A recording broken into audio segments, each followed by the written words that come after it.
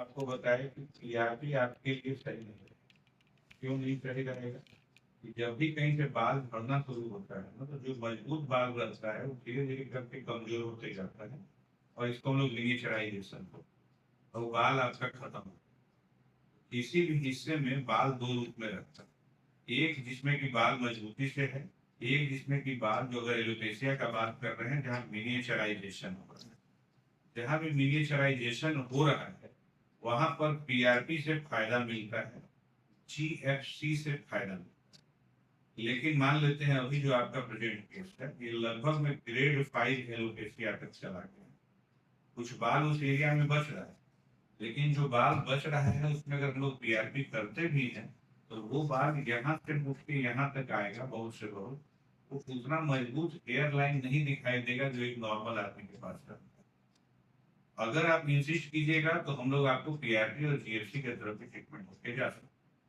लेकिन अगर हमसे आप पर्सनल सजेशन लीजिएगा कि क्या करना चाहिए, तो आपके लिए ज्यादा अच्छा रहेगा इसमें हेयर ट्रांसप्लांट करना, और हेयर ट्रांसप्लांट के साथ पीआरपी और जीएफसी। हेयर ट्रांसप्लांट में क्या किया जाता है, जो अभी आपको बात है, आगे का हेयर लाइन हम लोग बनाते हैं। जो आपका पूरा एरिया यहाँ से लेकर यहाँ तक का आपका पूरा बैलेंस हो गया है, वो उतना एक बार में कवर होता नहीं।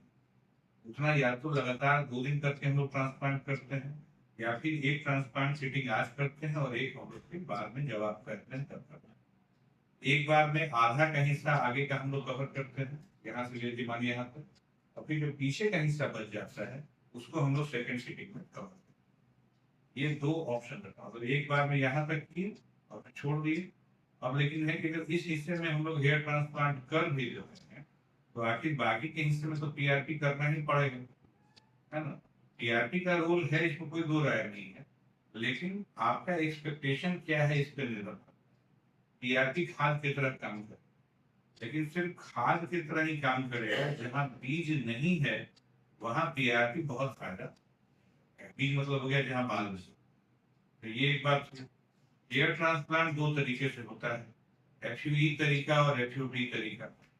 एफयूई तरीका आजकल ज्यादा पॉपुलर चल रहा है। एफयूटी में लंबा चीरा पाता था, एफयूटी इलिस्टिक मेथड हुआ करता था जो पहले ज्यादा पॉपुलर। इसमें लंबा चीरा यहाँ दिया जाता था और वहां से बाल निकाल के आगे लगाया जाता था। एफयूई में क्या किया जाता है कि जो बाल है उसी में सिंगल अकेला अकेला पंच करके उस बाल को निकाल दिया। यहाँ मानिए कि यहाँ 120 बाल था, इसमें से 20 बाल हम लोग निकाले, तो हमारे पास पहले वाले में स्ट्रिप निकाल के और सब उसको अलग अलग करना पड़ता है प्लेट्स, और इसमें पंच के थ्रू ही ये अलग अलग